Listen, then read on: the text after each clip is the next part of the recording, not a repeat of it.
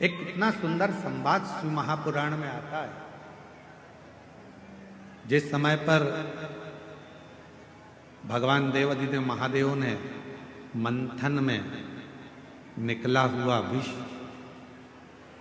P लिया और वो विष कंठ में उतर गया, वो विष। तब माँ आद्य शक्ति, माँ दुर्गा भवानी, माँ पार्वती जी को मालूम पड़ा कि मेरे पति ने, मेरे भोले बाबा ने विष पी लिया, विष धारण कर लिया मेरे शिव, विष पी लिया मेरे शिव। सहन नहीं हुआ माँ पार्वती से कि मेरे भोले बाबा, एक तो शिव भोले, भगवान शंकर बड़े सरल सहज।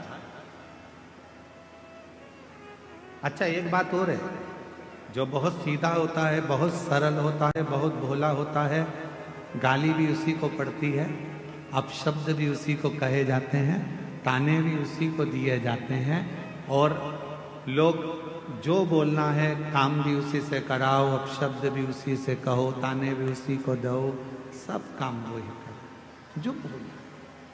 जो बोलने में बड़ा एक्सपर्ट होता है वो तुरंत पलट के जवाब दे देता है, हमसे फालतू बात करना मत ही, नहीं तो हमको देख ले।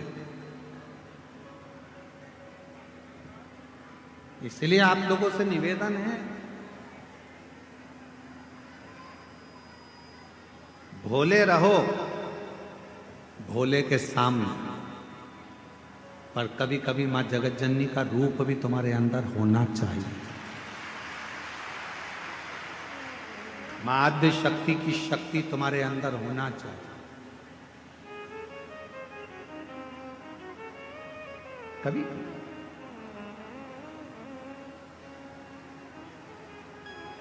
मंदिर जा रहे हो, शिवालय जा रहे हो, पूजन करने जा रहे हो, कोई आपको अगर पलट कर अपशब्द कह रहा है तो उसको जवाब देने की जवाबदारी आपकी।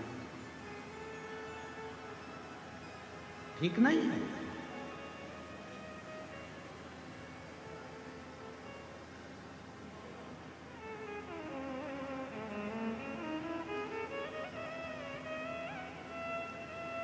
हम एक जगह पर सुन रहे थे तो किसी ने एक बात कही कि भगवान शंकर को पाने के लिए भोला होना पड़ता।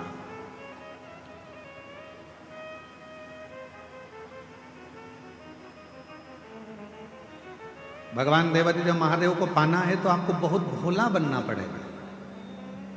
हम किसी के सुन रहे थे तो उन्होंने कहा, पर हम कहते हैं, ये व्यासपीठ कह रही है, शिव महापुराण कथा वर्णन कर रही है, इतना भी भोला ना बनिएगा कि लोग आपको चूना लगाकर चले जाए। भोले बनो, हम मना नहीं करेंगे, पर इतना भोला ना बनिएगा कि लोग आपको चूना लगा दें। भजन करो, स्मरण करो, शिव मंदिर जाओ, सत्संग करो, शिव की भक्ति करो, मना नहीं है, पर ये भी नहीं कि लोग हमको पागल समझ लें या हमको चूना लगा कर चले जाएं, ऐसा भोलापन। भक्ति करो, मना नहीं। और भजन में जो सुख है, भजन में बस इतना याद रखना कि संपदा का सुख मत देखो, भजन में आप व्यवस्थाओं का सुख मत देखो। मेरी कई जीजियां यहाँ बैठी हैं, कई जीजा मेरे यहाँ बैठे हैं, कई बेटियां यहाँ बैठी हैं, कई बेटा यहाँ बैठे हैं, कई बुजुर्ग माँ बाप यहाँ पर बैठे हुए हैं, कई चैनल वालों ने, कई मीडिया वालों ने, कई पत्रकारों ने, सब ने पूछा कि यहाँ तुम्हें कैसा लग रहा है। सबने एक ही बात कही, यहाँ जैसा तो हमें स्वर्ग कहीं नहीं मिला जो हमने 7 दिन शिव पुराण में। फिर किसी ने पूछा कि तुम कहीं गई थी, तुम्हें कुछ मिला था शिव पुराण में, तुम कैसे आई हो? तो किसी ने कहा कि बस बाबा की कथा है, ये तो मालूम था, पहले ही मालूम था कि भीड़ बहुत आएगी, तो हम पहले से ही विचार बनाकर गए थे कि भीड़ तो आएगी, व्यवस्था अपने को खुद करना है, अपना बिछाओ, अपना ओढ़ो, अपना खाओ, आनंद पाओ और हर हर।